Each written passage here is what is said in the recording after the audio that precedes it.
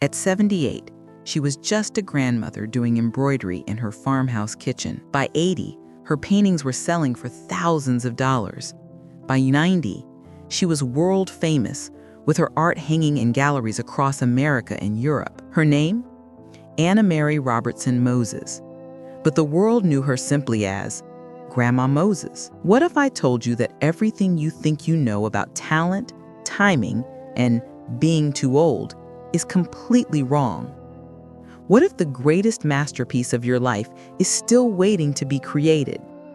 Stay with me, because this story will change everything you believe about when it's too late to start. Mary Robertson was born on September 7, 1860, in Greenwich, New York, to a farming family. This was a time when women had limited opportunities, especially those born into rural working-class families. Mary's formal education ended at just 12 years old, not because she wasn't intelligent, but because that's simply how life worked for farm children in the 1870s. She spent her teenage years working as a hired girl for neighboring families, doing housework and helping with farm duties. At 27, she married Thomas Salmon Moses, and together they operated farms in Virginia and then New York. Mary spent the next several decades doing what was expected of women of her era: raising 10 children, managing a household, and working the land. But here's what's remarkable. Even during these busy decades, Mary had an artistic spirit that refused to be completely suppressed. She would create decorative paintings on household items, design quilts with intricate patterns, and embroider beautiful scenes on fabric. Her family and neighbors always knew she had artistic hands, but no one, including Mary herself, imagined where this would lead. For 76 years, Mary Moses lived what most would call an ordinary life. She faced the typical struggles of rural American families: economic hardships, the loss of 5 of her 10 children, and the constant demands of farm life. When her husband Thomas died in 1927, she was 67 years old and thought her most productive years were behind her. This is where most stories of that era would end. A widow in her late 60s, living on a farm with grown children and grandchildren. Society expected her to settle into the quiet role of an aging grandmother.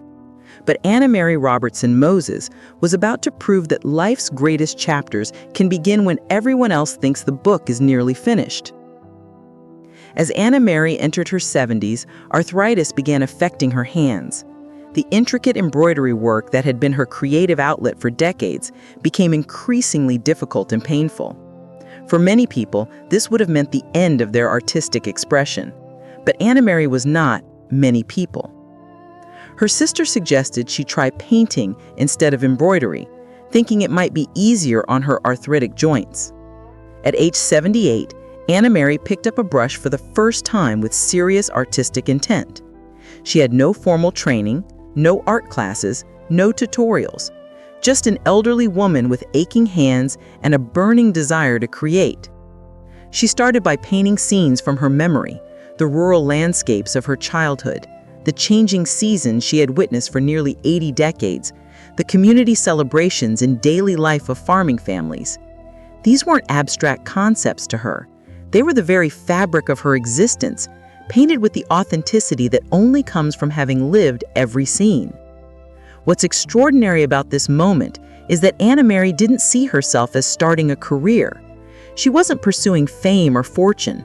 She was simply finding a new way to express the creativity that had always been part of her nature. Sometimes the most profound transformations begin not with grand ambitions, but with small adaptations to life's challenges. Mary began painting prolifically, creating scenes of rural American life with a distinctive folk art style. Her paintings captured barn raisings, maple syrup harvesting, country fairs, and seasonal celebrations, all rendered with the intimate knowledge of someone who had lived these experiences. Initially, she gave her paintings away to friends and family, or sold them for a few dollars at local stores. She displayed some at a drugstore in Hoosick Falls, New York, along with her homemade preserves and other crafts. To her, they were simply another product of her hands, no different from her quilts or jams. But in 1938, when Anna Mary was 78 years old, something extraordinary happened. Louis Caldor, a New York City art collector, was driving through the area and stopped at the drugstore. Among the various local crafts, he spotted Anna Mary's paintings and was immediately struck by their authenticity and charm. Caldor bought all the paintings in the store and tracked down Anna Mary at her farm. He told her something that must have seemed impossible to believe. Her paintings had real artistic value, and he wanted to help her reach a wider audience. This is a crucial moment in the story, and it teaches us something vital about opportunity. Anna Mary had been creating art for years without recognition, but she never stopped creating. She didn't paint for external validation. She painted because something inside her needed to express itself. When opportunity finally knocked, she was ready, not because she had been waiting for it, but because she had been living her authentic creative life regardless of whether anyone was paying attention. Caldor arranged for Anna Mary's first solo exhibition in New York City in 1940. She was 80 years old. The exhibition was titled "What a Farm Wife Painted," and it introduced the world to the woman who would become known as Grandma Moses. The response to Grandma Moses' work was immediate and overwhelming. Critics praised her paintings for their genuine depiction of American rural life, their vibrant colors, and their nostalgic charm. But more than critical acclaim, her work resonated with ordinary Americans who saw their own heritage and memories reflected in her scenes. During the 1940s and 1950s, Grandma Moses became a household name. Her paintings were reproduced on greeting cards, fabrics, and home decorations. She appeared on television shows, was featured in major magazines, and received letters from fans around the world. But what made her story even more remarkable was her continued productivity.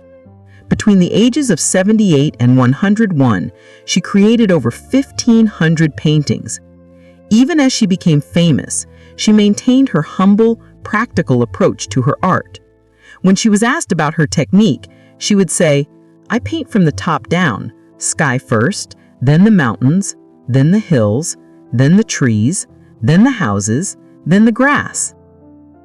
Her paintings sold for increasing amounts, some fetching tens of thousands of dollars. Museums began acquiring her work, and she received numerous honors, including having a postage stamp created in her honor while she was still alive. But perhaps the most beautiful aspect of Grandma Moses' fame was how she handled it. She remained the same humble, hard-working woman she had always been. She continued to live on her farm, continued to paint every day, and continued to see her art not as high culture, but as a natural expression of a life fully lived. When reporters would ask her about starting so late in life, she would simply say, "Life is what we make it, always has been, always will be." At 100, she was still painting. At 101, she completed her final work just months before her death. Now, you might be thinking, that's a beautiful story, but what does it really mean for my life? Let me tell you exactly what the Grandma Moses story teaches us about human potential and the myths we believe about timing. First, it destroys the myth of the right age for creativity. We live in a culture obsessed with young prodigies and early success stories. We celebrate the 20-year-old tech entrepreneur and the teenage musical sensation. But Grandma Moses proves that mastery and recognition can come at any stage of life. Your 70s can be your creative prime. Your 80s can be your breakthrough decade. Second, it shows us the power of authenticity over training. Grandma Moses had no formal artistic education, no knowledge of art history, no understanding of contemporary techniques. What she had was something far more valuable: authentic experience and the courage to express it honestly. In our world of endless courses, certifications, and qualifications, we often forget that genuine expression trumps technical perfection. Third, her story teaches us about the importance of intrinsic motivation. Grandma Moses didn't paint for fame, money, or recognition. She painted because painting brought her joy and allowed her to express her connection to the world around her. When external success came, It was a bonus, not the goal. This is crucial because it means your artistic fulfillment doesn't depend on outside validation. Fourth, it demonstrates the value of life experience as creative material. Every year Anna Mary lived, every season she witnessed, every community gathering she attended became material for her art.